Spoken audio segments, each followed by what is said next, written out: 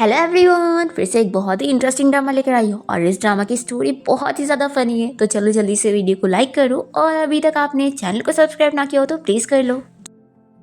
Drama की starting होती है हमारी फीमेल लीड जिया के साथ, जो कि हमारे हैंडसम से मेल लीड शेन को नहाते हुए देखकर एंजॉय कर रही होती है। एक्चुअली जिया यहाँ पर माउंटेन से आई होती है शेन के साथ नाइट स्पेंड करने के लिए, क्योंकि उसके मास्टर ने उसे बताया है कि ये उसका डिस्टाइन पर्सन है जिसके साथ इंटीमेट होकर ही वो अपनी जान बचा सकती है, क्योंकि उसे बीमारी है जिसमें वो ज्यादा जी नहीं पाएगी। जिया यहाँ पर शेन को देखकर इतनी खुश हो रही होती है कि तभी उसकी नाक में से खून निकलने लगता है और वो अपने खून को ही देख के डर जाती है और नीचे गिर जाती है। और वो बेचारी एक लड़की के ऊपर गिरी होती है और उसे पता भी नहीं चलता और वो सोचती है कि मैं ऊपर से नीचे गिर गई हूँ और मुझे दर्द क्यों नहीं हो रहा है। वो डर जाती है कि आखिर ये क्या हो गया उसके साथ, और वो इस लड़की के हाथ के ऊपर से चढ़कर चली जाती है। और फिर लड़की जिसका नाम लिन है वो बेहोश हो जाती है और हम देखते हैं कि वो यहाँ पे ड्रग लेकर आई थी, पर अब ये ड्रग के इफेक्ट की वजह से जिया यहाँ नशे में हो चुकी होती है और वो सोचती है कि मुझे इतने चक्कर क्यों आ रहे हैं। फिर वो सोचती है कि कोई बात नहीं, मैं इसका चेहरा नहीं देख पाऊंगी तो क्या हुआ, इसके पास 8 पैक एप्स है। यही देखकर वो इतनी खुश हो रही होती है और जल्दी से शेन के पास आकर उसे टच करने लग जाती है।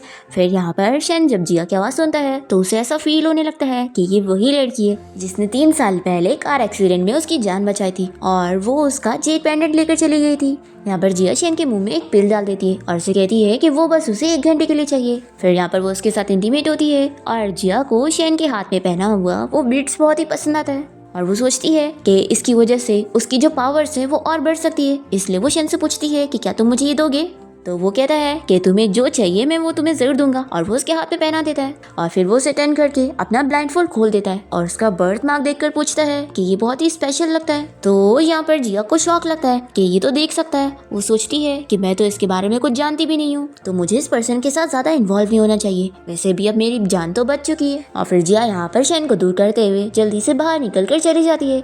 और फिर अब यहाँ पर लिन को होश आ जाता है और वो जल्दी से अपना ड्रग उठाती है और सोचती है कि उसके डैड ने उसे शेन के साथ शादी करने के लिए भेजे थे। वो सोचती है कि शेन उसमें बिल्कुल भी इंटरेस्ट नहीं लेता है, इसलिए वो ड्रग लेकर आई थी उसे फंसाने के लिए। पर इसे बहुत गुस्सा आती है कि मैं अच्छा खासा यहाँ पर आई थी उससे मिलने के लिए, पर कौन लड़की थी जिसने मेरा सारा प्लान खराब कर दी। तभी लिन यहाँ सामने से जिया को भागते हुए देखती है और सोचती है कि ये तो जिया थी ना, मेरी स्टेप सिस्टर, पर डैड ने तो इसे 10 साल पहले माउंटेन पर भेज दिए थे, ये यहाँ पर कैसे आ गई। और फिर से गुस्सा आती है कि कहीं ऐसा तो नहीं कि अभी मेरी जगह ये यहाँ शेन के साथ थी। अब शेन भी यहाँ पर बाथटब में से बाहर आ जाता है और अपने असिस्टेंट से कहता है कि सीसीटीवी फुटेज चेक करो और मुझे उस लड़की को ढूंढ के ला कर दो।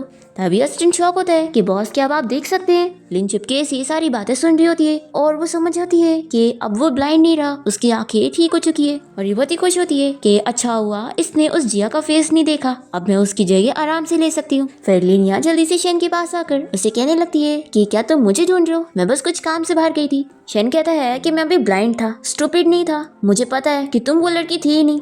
अब लिन तो यहाँ पर कही जा रही होती है कि वो सच में वही लड़की है। तभी यहाँ पर असिस्टेंट भी सीसीटीवी फुटेज चेक करके बता देता है कि बॉस यहाँ पर 2 घंटे से मिस लिन के अलावा कोई और लड़की नहीं आई, इसलिए ज्यादा चांसेस है कि यही वो लड़की है जिसके साथ आप यहाँ पर थे।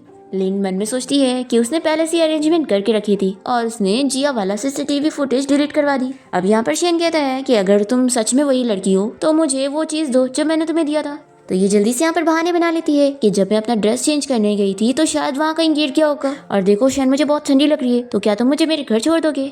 तो शेन यहाँ पर अपने असिस्टेंट को कार रेडी करने के लिए बोलता है। फिर लिन खुश हो जाती है कि शेन को उस पर यकीन हो गया और ये सोचती है कि जिया मैं तुम्हें अपनी जगह बिल्कुल नहीं लेने दूंगी और शेन को तो खास करके नहीं लेने दूंगी। फिर इसके बाद हम यहाँ पर जिया को देखते हैं जो कि वापस से अपने विलेज आ चुकी होती है और वो शेन के बारे में याद करके बहुत ही खुश होने लगती है। पर फिर वो अपने आप को समझाती है कि नहीं, किसी मैन के बारे में सोचने की वजह से मेरी कल्टीवेशन पावर खराब हो जाएगी, और स्पेशली 8 पैक ऐप वाले मैन की वजह से तो खास करके। फिर ये उसे बुलाने के लिए अपने ऊपर मैजिक करती है और सो जाती है। फिर नेक्स्ट सीन में हम देखते हैं कि जिया काफी परेशान होती है और वो सोचती है कि अब 1 महीना बीत चुका है उस मैन के साथ नाइट स्पेंड करके यहाँ पर आने के बाद, पर फिर भी आखिर मेरे साथ ऐसा क्यों हो रहा है कि मुझे हर दिन मरने के सपने आ रहे हैं। अब यहाँ पर आसमान से नाइफ गिरने लगते हैं और वो डर के मारे अपने मास्टर को हेल्प के लिए आवाज देने लगती है कि मास्टर जल्दी से बाहर आ जाओ, नहीं तो आपकी स्टूडेंट यहाँ मर जाएगी। तभी यहाँ पर जिया के मास्टर पहुंच जाते हैं और उनकी वजह से वो सारी नाइफ यहाँ से गायब हो जाती है। जिया खुश होती है कि फाइनली आप यहाँ पर आ गए, आपने मुझे बचा लिया। मास्टर कहते हैं कि तुम फिक्र मत करो, मैं तुम्हारे और तुम्हारे बेटे के लिए स्पेशल कॉफिन तैयार करूंगा ताकि तुम इस दुनिया से शांति से जा सको। तो जिया कहती है कि अच्छा तो मैं प्रेग्नेंट हो चुकी हूँ, लेकिन मास्टर मेरे साथ ऐसा क्यों हो रहा है? मैं तो आपके कहने पर मेरे डिस्टाइन पर्सन के साथ नाइट स्पेंड कर चुकी हूँ, तो भी आखिर मैं क्यों मरने वाली हूँ? तो मास्टर कहते हैं कि मैंने तुमसे ये कहा था कि तुम्हें अपने डिस्टेंट पर्सन के साथ नाइट स्पेंड करनी है और उसे एक बेबी देना है। तो बताओ तुम कह सकती हो कि अब तुम्हारा बेबी सेफली इस दुनिया में आ पाएगा? तो जिया कहती है कि यानी अगर मेरा बेबी इस दुनिया में सेफली नहीं आ पाया तो मैं अभी मर जाऊंगी? मास्टर कहते हैं कि नहीं, तुम अभी नहीं मरोगी। तो ये सुनकर जिया खुश होती है और फिर मास्टर बताते हैं कि तुम 1 घंटे बाद मरोगी। तो ये सुनकर जिया को शौक लगता है और वो कहती है कि नहीं नहीं मास्टर, मुझे मरना नहीं है। तो मास्टर बताते हैं कि तुम्हारा जो बेबी है वो तुम्हारी स्पिरिचुअल एनर्जी को अब्जॉर्ब कर रहा है, इसलिए तुम वीक होती जा रही हो। तो अगर तुमने 1 घंटे में अपने उस डिस्टाइंट पर्सन को ढूंढकर उसके साथ जल्द से जल्द शादी करनी होगी और उसकी प्रोटेक्शन में रहना होगा।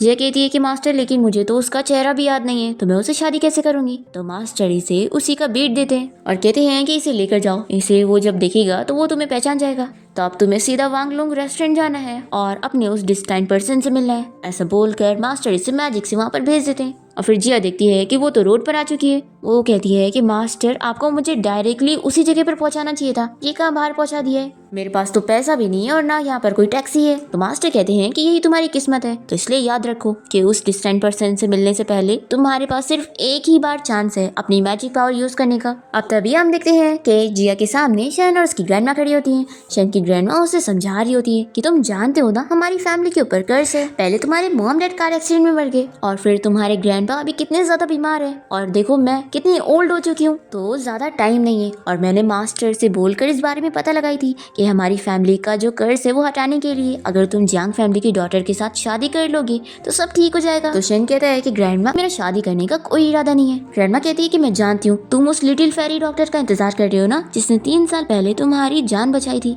ताकि तुम उससे अपनी जान बचाने का फेवर रिटर्न कर सको, लेकिन अब इतना टाइम हो चुका है और तुम्हें वो मिली भी नहीं, तो अब मैं कुछ नहीं जानती हूँ। तुम्हें आज के आज ही शादी करनी पड़ेगी, नहीं तो हमारी फैमिली बचेगी नहीं। पर शैन अपनी ग्रैंडमा की बात बिल्कुल मानने के लिए तैयार ही नहीं होता। तभी हम देखते हैं कि सामने से एक कार आ रही होती है जिसका ब्रेक फेल हो चुका होता है। जिया भी देख लेती है कि ये कार शैन और उसकी ग्रैंडमा को हिट होने वाली है। वो जल्दी से उन लोग के सामने आकर अपनी मैजिक पावर का यूज करती है और हम देखते हैं कि वो कार यहाँ पर छोटी सी हो जाती है और उसका ड्राइवर जो होता है उसके हाथ में हैंडल आ जाता है। यहाँ पर शैन और उसकी ग्रैंडमा तो ये देखकर शॉक हो जाती हैं कि उसने कार को छोटी सी बना दी। जिया यहाँ पर उस ड्राइवर को उसकी कार वापस करती है और वो यहाँ से भाग जाता है।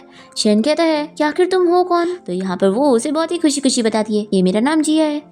शैन यहाँ पर जिया को देखकर सोचता है कि मुझे इस लड़की की आवाज जानी पहचानी लगी और जिया भी सोचती है कि उसने इसे कहीं तो देखी है, वो इसे जाना पहचाना लग रहा है। अभी ग्रैंडमा तो इन दोनों को देखकर खुश होती है। फिर ग्रैंडमा जिया से कहने लगती है कि थैंक यू मेरी और मेरे ग्रैंडसन की जान बचाने के लिए, और वो से कहती है कि मुझे तुम्हें रीपे करना है, तो क्यों ना मैं अपने ग्रैंडसन को तुम्हें दे दूं, तुम इससे शादी कर लो। ऐसा बोलते हुए ग्रैंडमा तो यहाँ पर जबरदस्ती शैन का हाथ जिया को पकड़ा रही होती है।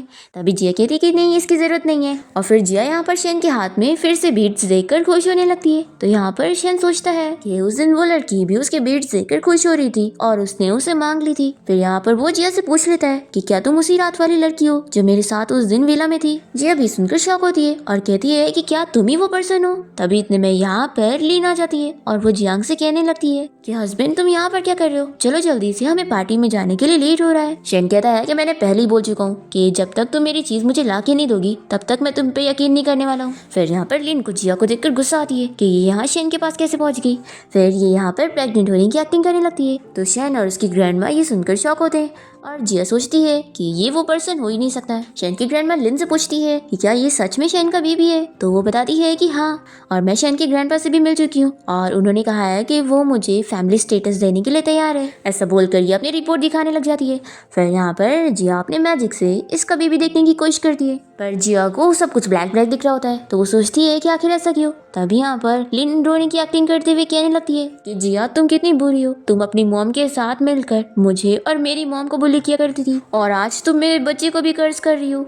तो जिया इसे चिल्लाती है कि तुम और तुम्हारी मॉम हमारे घर पे मिस्ट्रेस बन के आई थी, तो यहाँ पर बेचारी बहनी की एक्टिंग मत करो। और मेरी मॉम तो तुम पर इतना तरस खाया करती थी, पर तुम्हारी मॉम ने मेरी मॉम को मारा है। लेकिन अब तुम प्रेग्नेंट हो तो मैं पुराने ग्रजेस होल्ड नहीं करने वाली हूँ और तुम्हें छोड़ रही हूँ। फिर जिया यहाँ पे ग्रैंडमा से उस रेस्टोरेंट का पता पूछने लगती है और बताती है कि वहाँ पर वो अपने बेबी के डैड से मिलने जा रही है। तो शैन यहाँ पर जिया की बातें सुनकर सोचता है कि ये लड़की तो मैरिड है, तो ये वो हो ही नहीं सकती। तो यानी क्या सच में लिन ही वो लड़की है? फिर जिया देखती है कि मौसम इतना क्लाउडी हो गया है तो यहाँ पर बारिश होने वाली होगी। तो ये सोचती है कि अभी तो मेरी मैजिकल पावर्स इतनी है ही नहीं, तो अगर मेरे ऊपर बिजली गिरने वाली हुई तो मैं अपने आप को बचा ही नहीं पाऊंगी।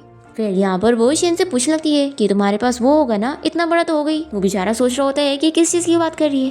तभी ये इसका बेल्ट लेकर उसमें से लॉक निकाल लेती है। तो यहाँ पर शेन हैरान रह जाता है और कहता है कि तुम कैसी लड़की हो। पर जिया इसकी बातों पर ध्यान नहीं देती और वो अपनी मैजिक का यूज करने लगती है यहाँ से गायब होने के लिए। पर उसकी एनर्जी खत्म हो चुकी थी तो वो अपनी पावर्स यूज ही नहीं कर पाती। पर वो देखती है कि उसके पास एक मैजिक स्पेल बचा हुआ है जिसकी मदद से वो यहाँ से गायब हो जाती है। और जिया को ऐसे गायब होता हुआ देखकर ये लोग शॉक हो जाते हैं। फिर शेन की ग्रैंडमा उसे कहने लगती है कि जरूर वो लड़की हमारी फैमिली का कर्ज हटा सकती है। ग्रैंडमा शेन से कहती है कि तुम इधर खड़े क्या हो, जाओ मेरी ग्रैंड डॉटर इन लॉ को वापस लेकर आओ, वही हमें बचा सकती है। हम देखते हैं कि जिया यहाँ रेस्टोरेंट में आकर सोच रही होती है कि आखिर वो पर्सन कहाँ पर होगा। तब इतने में जो लिन की फ्रेंड्स होती है वो यहाँ पर जिया को पकड़ के लेके जाती है क्योंकि लिन ने इन्हें ऑर्डर दी थी। फिर शेन भी यहाँ पर पार्टी में पहुंचता है और उसका असिस्टेंट उसे कहता है कि बॉस, आज तो आप अपनी शादी के बारे में अनाउंस करने वाले थे, तो क्या आप वो 3 साल पहले वाली लिटिल डॉक्टर फेरी को भूल चुके हैं जिसने आपकी जान बचाई थी। तो शेन कहता है कि लिन अगर मेरे बच्चे की मॉम है तो मुझे उसकी रिस्पॉन्सिबिलिटी लेनी पड़ेगी, और रही बात वो लिटिल डॉक्टर फेरी की तो तुम उसके बारे में पता लगाते रहो, उसने मेरी जान बचाई है तो मुझे उसे रिपे करना ही है। तो अस्टिन कहता है कि बॉस, लेकिन लिन तो वो चीज ला ही नहीं पा रही है जिसके बारे में आप उससे पूछ रहे थे, तो क्या आप सच में श्योर है कि वो वही लड़की है। अब तभी यहाँ पर शेन को अपने वही बीट्स नजर आ जाते हैं जो कि उसने जिया को दिया था। वो इसे देखकर समझ जाता है और फिर अस्टिन कहता है कि बॉस, अगर ये वही है तो फिर लिन तो यहाँ पर आई नहीं, यानी आपने जिसे ये दिया था वो लड़की कोई और ही थी और वो यहाँ पर होगी। शेन तुरंत ही अपने असिस्टेंट को सीसीटीवी फुटेज चेक करने के लिए बोलता है। हम देखते हैं कि लिन तो यहाँ पर जिया को मारने वाली होती है। तभी यहाँ पर शेन पहुंच जाता है और उसे रुकने का बोलकर जल्दी से जिया को अपना जैकेट पहनाता है और लिन से पूछता है कि मुझे एक्सप्लेन करो कि तुम ये क्या कर रही थी। तो यहाँ पर जल्दी से लिन की फ्रेंड्स उसका साथ देते हुए कहने लगती है कि ये जो लड़की है ये आपकी होने वाली वाइफ और आपके बच्चे को मारना चाहती थी। वो तो अच्छा हुआ कि हम लोग टाइम पर पहुंच गए, नहीं तो आपका बच्चा तो मर ही चुका होता। जिया इन लोग को चिल्लाती है कि आखिर उसने कब लिन के बच्चे को हाथ लगाई और वो लोग उसके बारे में ये सब झूठ ना बोले।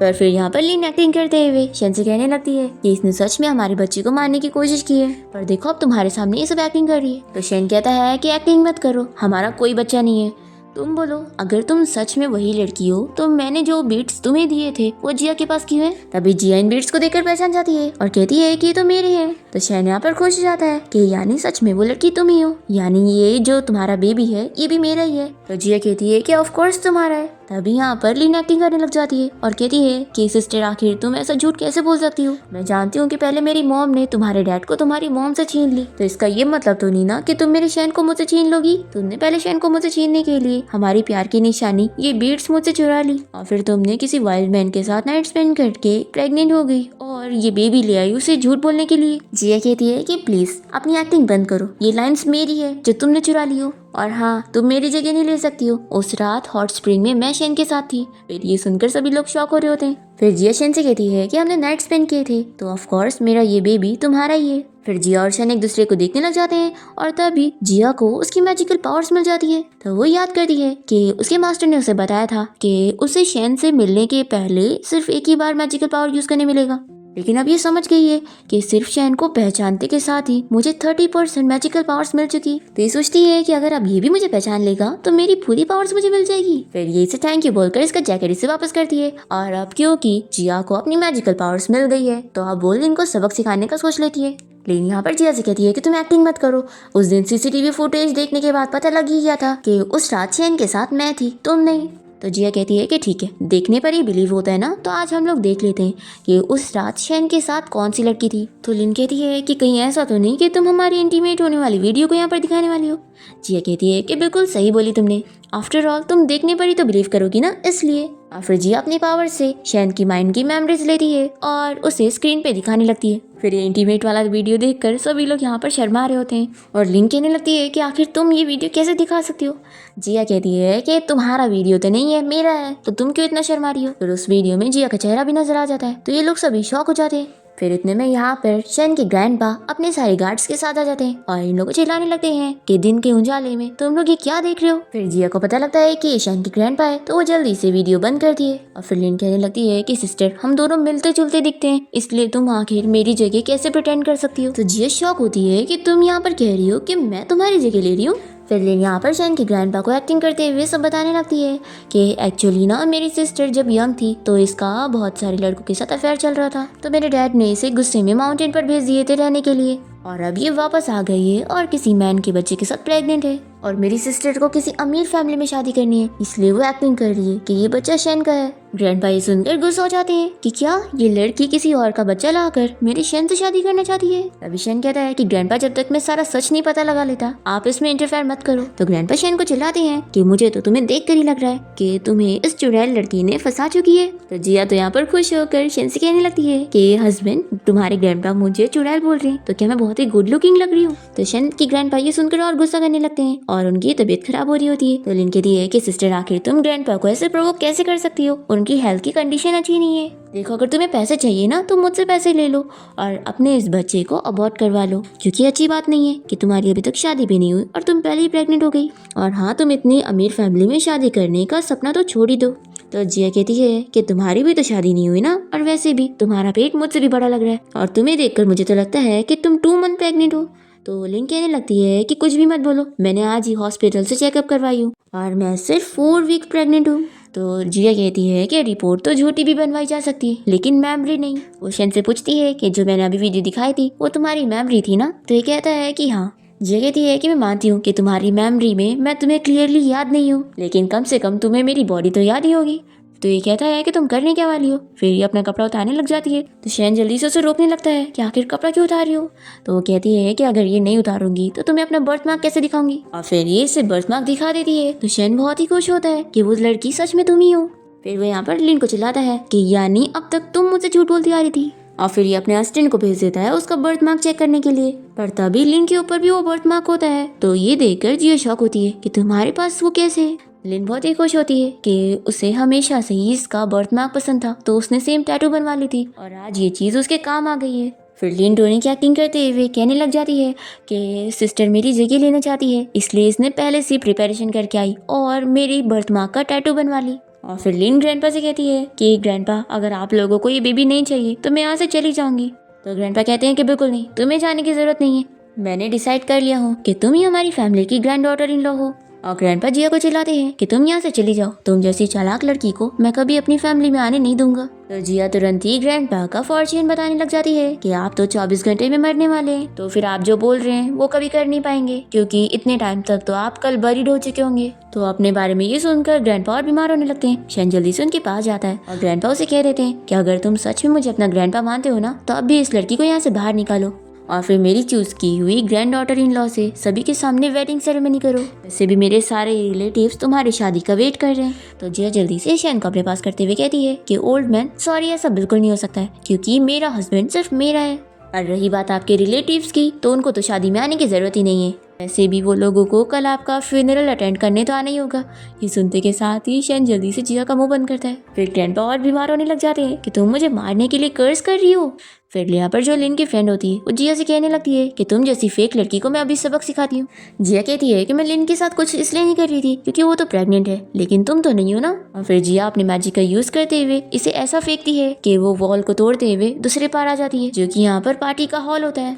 पार्टी में सभी लोग ये देखकर हैरान रह जाते हैं कि आखिर कौन वो स्ट्रॉन्ग लड़की है जिसने इसे ऐसा फेंक दी। अब यहाँ से जो रास्ता बन गया होता है इसी में से ये लोग यहाँ पार्टी में आ जाते हैं, और जिया ने जिस लड़की को यहाँ पर फेंकी थी उसकी सिस्टर यहाँ पर उससे चिल्लाने लगती है। तो जिया कहती है कि तुम हो कौन जो डॉग्स की तरह इतनी आवाज कर रही हो। तो इस लड़की को गुस्सा आ जाती है कि तुमने मुझे डॉग कैसे बोली। तभी यहाँ पर जिया अपना मैजिक यूज करते हुए इसे सच में डॉग बना देती है और फिर उसे आईने में दिखाती है कि देखो अब तुम लग रही हो ना डॉग। फिर जिया यहाँ पर लिन से कहती है कि जब मैं अपनी पावर्स का यूज नहीं कर पा रही थी तब तुमने मुझे मारी, और तुम सबके सामने एक्टिंग करती हो और पीठ पीछे तो कुछ और ही हो। तो कहीं ऐसा तो नहीं कि तुम्हारा जो ये होने वाला बच्चा है ये भी कई सारे मैन का होगा। लिन सोचती है कि इसे कैसे पता लग गया कि मैंने 5 मैन के साथ नाइट स्पेंड करी हूँ। फिर लिन एक्टिंग करते हुए कहती है कि सिस्टर मुझे ऐसे बुली मत करो, और उसके पास जाकर उसका हाथ पकड़ती है और खुद ही गिरने की एक्टिंग करने लगती है। फिर शैन अपने असिस्टेंट को एम्बुलेंस को कॉल करने के लिए बोल देता है, और यहाँ पर शैन के ग्रैंडपा जिया पर बहुत ज्यादा गुस्सा होने लग जाते हैं कि अगर इस बच्चे को कुछ हुआ तो वो उसे छोड़ेंगे नहीं। तभी जिया यहाँ पर लिन से पूछती है कि क्या ये बच्चा सच में शैन का है, क्योंकि तुम्हारी सिस्टर होने के नाते मैं इस बच्चे को कुछ नहीं होने दूंगी, लेकिन इस बच्चे के पैदा होने के बाद फिर तुम रिग्रेट मत करना। लिन कहती है कि तुम क्या करने वाली हो। जिया बताती है कि ऑफ कोर्स तुम्हारी फ्री में डिलीवरी करने वाली हूँ। तो यहाँ पर पार्टी में जो लड़कियां होती हैं वो जिया की बातें सुनकर सोचती हैं कि कुछ भी बातें कर रही है, अभी तो वो प्रेग्नेंट हुई है तो डिलीवरी कहाँ से होगी। पर जिया तो यहाँ पर अपने मैजिक का यूज करते हुए सच में उसके बेबी की डिलीवरी कर देती है। फिर सभी लोग यहाँ पर शौक रह जाते हैं कि ये बच्चा तो काला काला है और ये फॉरेनर लग रहा है। और फिर सभी लोग यहाँ पर लिन के बारे में ही बातें करते हैं कि किसी और के बच्चे के नाम से प्रेग्नेंट थी और शेन का नाम ले रही थी। फिर लिन ये मानने के लिए तैयार ही नहीं हो रही होती है कि ये मेरा बेबी कैसे हो सकता है। तो जिया कहती है कि तुम्हारे पेट में से निकला है तो तुम्हारा ही होगा ना, या तो शेन का होगा। तो शेन बेचारा शौक में होता है और कहता है कि नहीं नहीं। फिर जिया यहाँ पर शेन से कहने लगती है कि अब मैंने इतने सारे तरीके यूज कर ली तुम्हें सच प्रूफ करने के लिए, और अगर तुम्हें अब भी मुझ पर यकीन ना हुआ हो तो हस्बैंड में तुम्हें वापस से वो हॉट स्प्रिंग लेके चल सकती हूँ तुम्हें सब याद दिलाने के लिए। तो शेन कहता है कि नहीं, इसकी जरूरत नहीं है, मुझे तुम पर पूरा यकीन है। फिर यहाँ पर उसकी ग्रैंडमा भी बहुत ही खुश हो रही होती है और वो जिया से कहती है कि तुम ही मेरी distant grand daughter in law हो। फिर लिन यहाँ पर जिया को चिल्लाते हुए कहती है कि तुम मेरा और शेन का बेबी मुझे वापस करो, ये मेरा बेबी हो ही नहीं सकता, ये बस तुम्हारा मैजिक है। तो जिया कहती है कि लगता है मुझे तुम्हारा वो मल्टीप्लेयर वीडियो चलाना होगा ताकि पता चले कि इस बच्चे का असली डैड कौन है। पर तभी इतने में जिया की तबीयत खराब होने लग जाती है। तो शेन कहता है कि तुम्हें क्या हो गया, मैं तुम्हें हॉस्पिटल लेके चलता हूँ। जिया समझ जाती है कि उसकी पूरी एनर्जी खत्म हो रही है तो वो मरने वाली है। वो शेन से बताती है कि अब मैं सिर्फ मैरिज सर्टिफिकेट की वजह से ही बच सकती हूँ। तो शेन की ग्रैंडमा बताने लगती है कि इतना लेट हो चुका है, अब तक तो सिविल अफेयर ब्यूरो बंद हो चुका होगा। तो जिया कहती है कि जब तक मैं यहाँ पर हूँ वो बंद नहीं हो सकता। जिया शेन से कहती है कि तुम्हें मुझे हॉस्पिटल ले जाने की जरूरत नहीं है, तुम बस मुझसे शादी कर लो फिर मैं बच जाऊंगी। और फिर जिया अपनी पावर्स का यूज करने की कोशिश करती है तो उसका मैजिक काम नहीं करता। तो वो शेन से कहती है कि मेरी हेल्प करो, ऐसा बोलते के साथ ही उसे किस करने लग जाती है और किस की वजह से जिया को मैजिक पावर्स मिल जाती है और वो यहाँ पर सिविल अफेयर ब्यूरो के स्टाफ को ले आती है जो कि बहुत ज्यादा शौक होते हैं कि हमारी तो छुट्टी हो गई थी ना और हम घर जा चुके थे। ग्रैंडमा कहती है कि आप लोग देख क्या रहे हैं, जल्दी से मेरे ग्रैंडसन और मेरी ग्रैंड डॉटर इन लॉ की मैरिज सर्टिफिकेट दे दो। फिर तुरंत ही इन दोनों की फोटो खींची जाती है और स्टैंप लगने के बाद इन दोनों का मैरिज सर्टिफिकेट इन्हें मिल जाता है।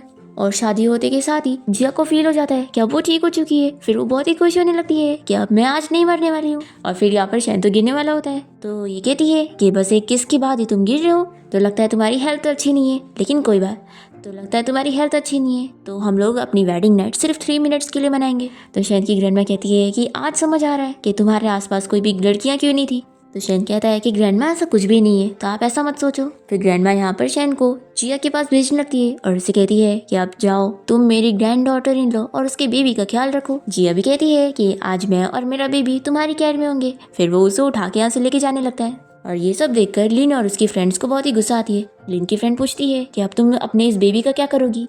तो लिन कह देती है कि मुझे इसे देखना तक नहीं है तो तुम इसे अफ्रीका भेज दो, ऐसा बोलकर उसे दे देती है। अब तभी यहाँ पर लिन के पास जाओ आ जाता है और वो उसे कहता है कि मैं तुम्हारी दुश्मन का दुश्मन हूँ तो मैं तुम्हारी हेल्प कर सकता हूँ उससे बदला लेने में। फिर हम देखते हैं कि जिया यहाँ पर शेन के साथ उसके घर पहुंच चुकी होती है और ग्रैंडमा यहाँ पर उसे देने के लिए बहुत सारे गोल्ड और ज्वेलरीज वगैरह मंगवाती है और जिया से बताती है कि ये सब मेरी तरफ से तुम्हारे लिए शादी का गिफ्ट है और तुम्हें अगर और भी कुछ चाहिए तो मुझे बताओ, मैं सब दूंगी। जिया ये देखकर बहुत ही खुश होने लगती है कि अब तो मैं पूरी अमीर हो चुकी हूँ। शेन कहता है कि शादी के पहले ही दिन तुमने अपने असली रंग दिखा दी, मुझे पता था कि तुमने मुझे बस पैसों के लिए अप्रोच करी हो। पर तभी जिया तो यहाँ पर सारी ज्वेलरी इसके ऊपर फेंकते हुए उस प्लेट को देख रही होती है और कह रही होती है कि ये कितनी कीमती है।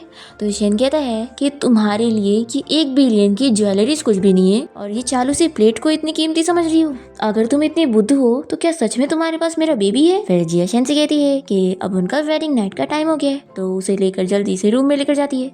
फिर ग्रैंडमा पहले इन लोगों को रोकने का सोचती है तो वो कहती है कि कोई बात नहीं, सिर्फ 3 मिनट की बात है, बेबी को कुछ नहीं होने वाला है। फिर यहाँ पर हम देखते हैं कि शेन शावर लेने के बाद जिया के पास आता है और उसे कहता है कि मुझे नहीं पता कि तुमने मुझे क्या रीजन से अप्रोच करी हो, लेकिन मैं तुम्हें बता दूं कि मैं तुम्हें वापस कभी टच नहीं करूंगा। तभी बिजली चमकने की वजह से जिया डर कर जल्दी से इसके ऊपर कूद जाती है और कहती है कि हस्बैंड जल्दी से मुझे टाइटली पकड़ लो। तो ये कहता है कि जल्दी नीचे उतरो। जिया कहती है कि नहीं उतरूंगी, नहीं तो मेरे ऊपर बिजली गिर जाएगी। तो वो कहता है कि ठीक है फिर तुम नहीं मुझे प्रोवोक करियो। फिर यहाँ पर दोनों इंटीमेट होते हैं पर फिर जिया समझ नहीं पा रही होती है कि आखिर मेरी स्पिरिचुअल पावर्स बड़ी क्यों नहीं। फिर वो उसे मैजिक से ब्लाइंडफोल्ड कर देती है और कहती है कि अब शायद सब ठीक होगा और फिर दोनों यहाँ पर किस करने लग जाते हैं और जिया तो 3 मिनट के अंदर ही सो जाती है। फिर नेक्स्ट मॉर्निंग ग्रैंडमा के साथ ये दोनों ब्रेकफास्ट करने बैठे हैं और ग्रैंडमा यहाँ पर जिया को सारी चीजें सर्व कर रही होती है कि वो इतनी ज़्यादा मेहनत कर रही है तो उसे अच्छे से खाना चाहिए। फिर शैन भी कुछ खाने के लिए जाता है तो ग्रैंडमा उसे रोकने लग जाती है कि तुम तो कुछ भी नहीं कर रहे हो, सब तो मेरी ग्रैंड डॉटर इन लॉ कर रही है। तो ये कहता है कि ग्रैंडमा मैं आपका ग्रैंडसन हूँ। तभी लिन इन लोग के घर में घुसते हुए आ जाती है और वो शैन से बताने लगती है कि मेरी सिस्टर ने जो कल बोली थी वो सब झूठ था, देखो मैंने उस बच्चे का DNA टेस्ट करवा के लाई हूँ और वो बच्चा मेरा नहीं है। तो जिया तुरंत ही इसका रिपोर्ट देखती है और कहती है कि अपनी इस फेक रिपोर्ट बनवाने से पहले ना इससे अच्छे से पता करवा लिया करो कि पूरी नकली दिख रही है। शैन लिन से कह देता है कि अगर तुम्हें मरना ना हो ना तो यहाँ से निकल जाओ। तो ये कहती है कि तुम मुझे ऐसे नहीं निकाल सकते, देखो सिर्फ मैं ही तुम्हारी फैमिली को बचा सकती हूँ, इसलिए तुम जिया को डिवोर्स देकर मुझसे शादी कर लो, नहीं तो तुम्हारे ग्रैंडपा मर जाएंगे। तो शैनी से चिल्लाता है कि मेरे ग्रैंडपा भी बिल्कुल ठीक है। तभी इतने में मेड आकर उसे न्यूज देती है कि उसके ग्रैंडपा पैरालाइज्ड हो गए हैं। फिर ये सुनते के साथ ही शैन जल्दी से जिया को लेकर ग्रैंडपा से मिलने पहुंचता है। यहाँ पर 2 डॉक्टर लगे होते हैं ग्रैंडपा का ट्रीटमेंट करने के लिए और लिन यहाँ पर जिया से कहने लगती है कि सब तुम्हारी वजह से हो रहा है, अगर तुमने शैन को धोखा देकर मेरी जगह शैन फैमिली में शादी ना करी होती तो ग्रैंडपा आज बिल्कुल ठीक होते, सब तुम्हारी वजह से हो रहा है। लिन सोच रही होती है कि उसने किसी मास्टर की मदद से ग्रैंडपा के ऊपर ये मैजिक स्पेल करवाई है और अब ये सोच रही है कि शैन का जिया को डिवोर्स देकर उससे शादी करेगा। फिर ग्रैंडपा भी यहाँ पर शैन से कहने लग जाते हैं कि देखा तुम्हें जिया से शादी नहीं करनी चाहिए थी, फैमिली कर्ज की वजह से मुझे क्या हो रहा है, इसलिए अब तुम्हें उसे डिवोर्स देना ही पड़ेगा। तभी यहाँ पर शैन कहता है कि ग्रैंडपा आप ये सब चीजों पर बिलीव मत करो और वो दोनों डॉक्टर से कहने लग जाता है कि आप लोग मेरे ग्रैंडपा को बचा सकते हैं, मुझे पूरा यकीन है। पर फिर डॉक्टर यहाँ पर कह देते हैं कि वो लोग यहाँ पर उसके ग्रैंडपा को नहीं बचा सकते क्योंकि ये बीमारी के बारे में तो उन्हें भी नहीं पता।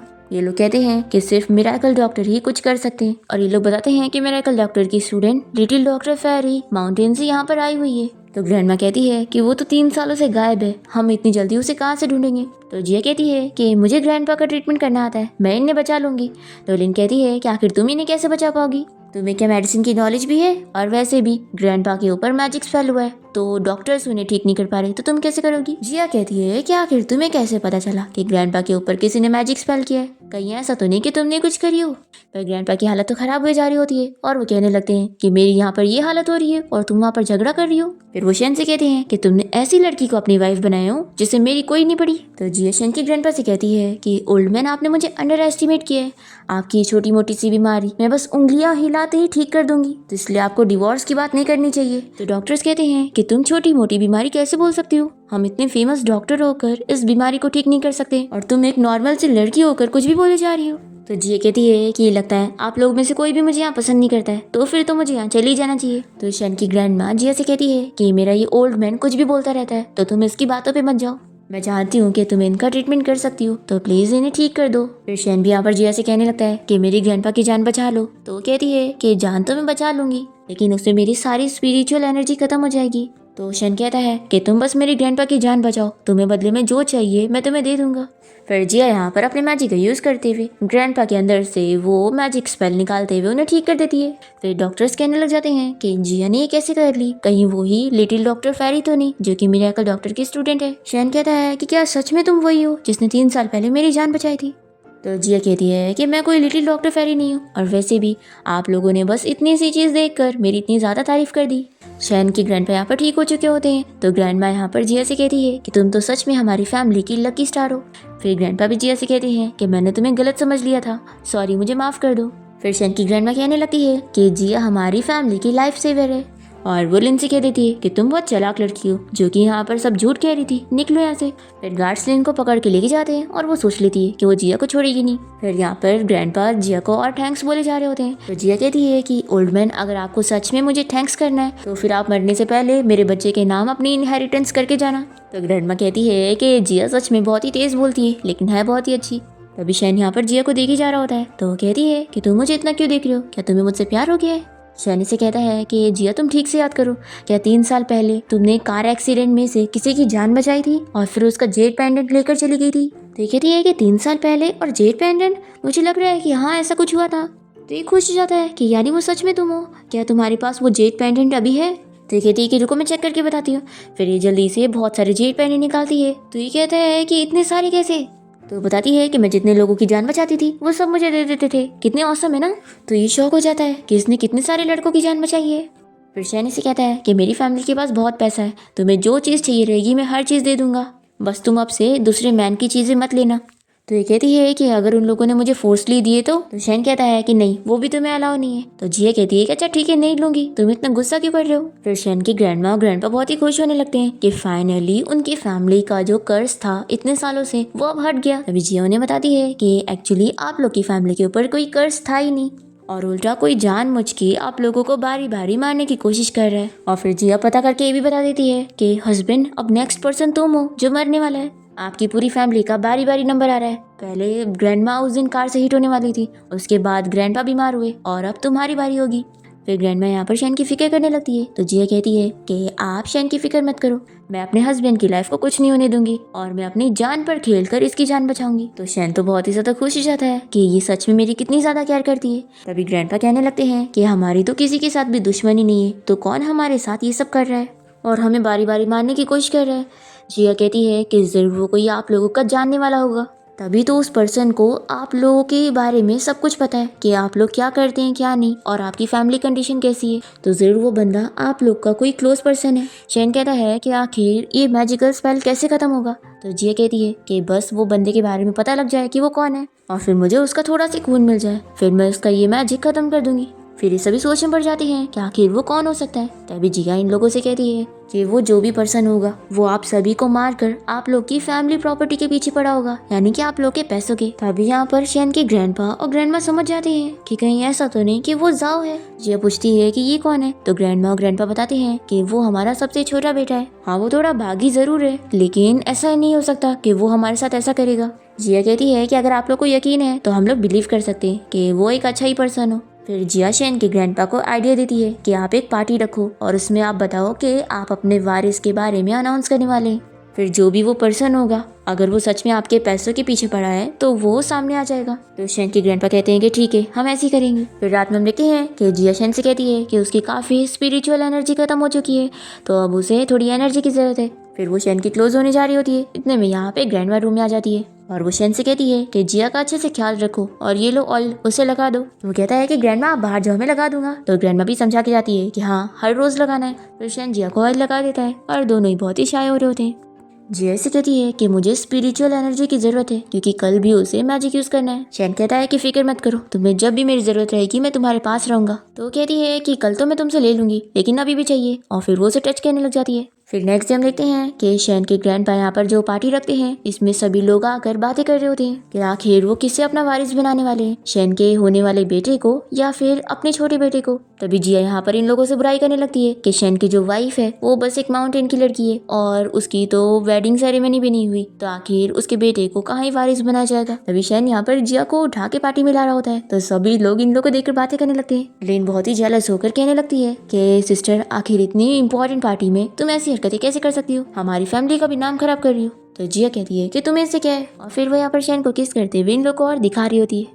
फिर शैन लिन से कहता है कि तुम यहाँ पर कैसे आ गई, मैंने तो तुम्हें यहाँ पर आने के लिए इनवाइट नहीं करा हूँ। तो ये कहती है कि मैं यहाँ पर माफी मांगने के लिए आई हूँ, और आज तुम्हारे ग्रैंडपा का बर्थडे है तो मैंने उनके लिए गिफ्ट भी लेकर आई हूँ। उन्हें पेंटिंग पसंद है ना, तो मैंने उनके लिए स्पेशली पेंटिंग ही लाई हूँ। फिर जैसी वो अपनी पेंटिंग दिखाती है तो शैन देखकर सोचता है कि ये तो उसे वही लिटिल डॉक्टर फेरी ही नजर आ रही है जिसको उसने बस पीछे से जाते हुए देखा था। सभी लोग पेंटिंग के बारे में बात करने लगते हैं कि ये पेंटिंग तो वो फेमस पेंटर ने बनाया है। लिन सोचती है कि वो पेंटर को आज तक किसी ने नहीं देखा, तो ग्रैंडपा को भी ये पेंटर पसंद है, तो मैं आराम से प्रिटेंड कर सकती हूँ।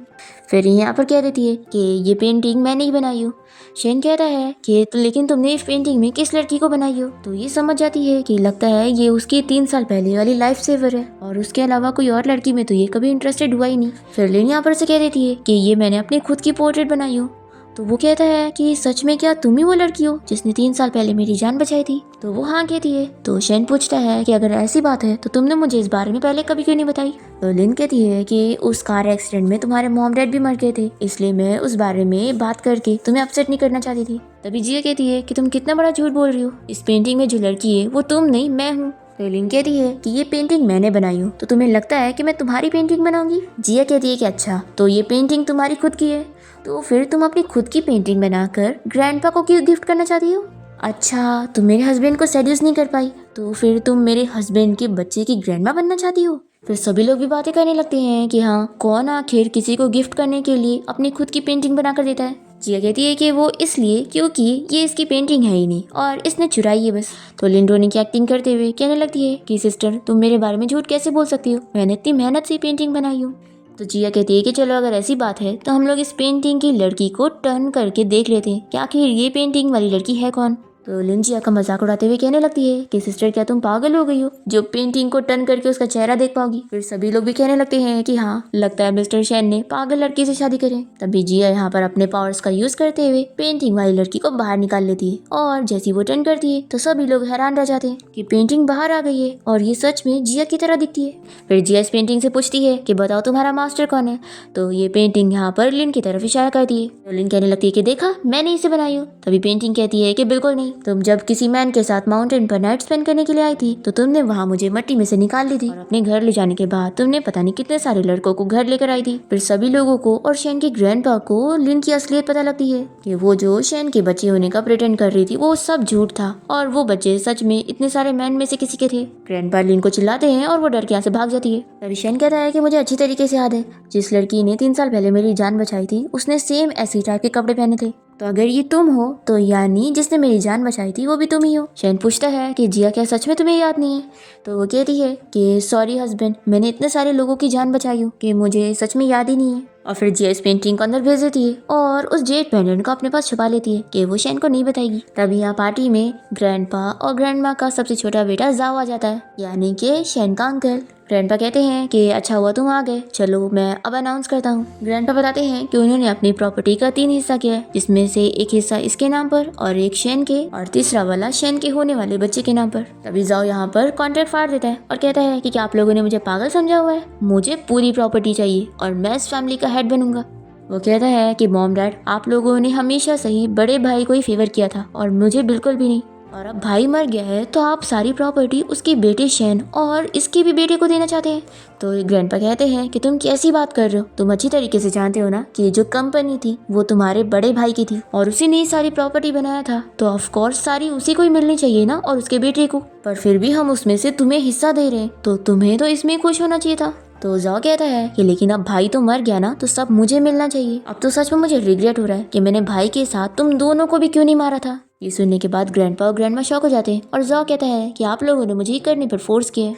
शैनी से पूछता है कि 3 साल पहले मेरे मॉम डैड का कार एक्सीडेंट तुमने ही करवाया है। तो जाओ कहता है कि हाँ और आज तुम भी मरोगे। ऐसा बोलते के साथ ही ये उसके ऊपर बंदूक का निशाना कर देता है और अपने डैड से कह देता है कि आज मैं आपके इस ग्रैंडसन को यहीं पर ही मार दूंगा। और फिर ये ऊपर गोली चलाते हुए सभी लोगों से कह देता है कि आप लोग सब जने यहाँ पार्टी से चले जाओ नहीं तो अच्छा नहीं होगा। अब तभी जाओ शेन के सर पर बॉटल मार देता है। फिर शेन यहाँ पर जिया से कहता है कि तुम भी यहाँ से बाहर जाओ, पर वो कहती है कि नहीं मैं तुम्हें छोड़कर कहीं नहीं जाने वाली हूँ। फिर जाओ कहता है कि मेरे प्यारे नेफ्यू, मैं तुम्हें मारूं या फिर तुम्हारी इस वाइफ को या फिर तुम्हारे इस होने वाले बच्चे को।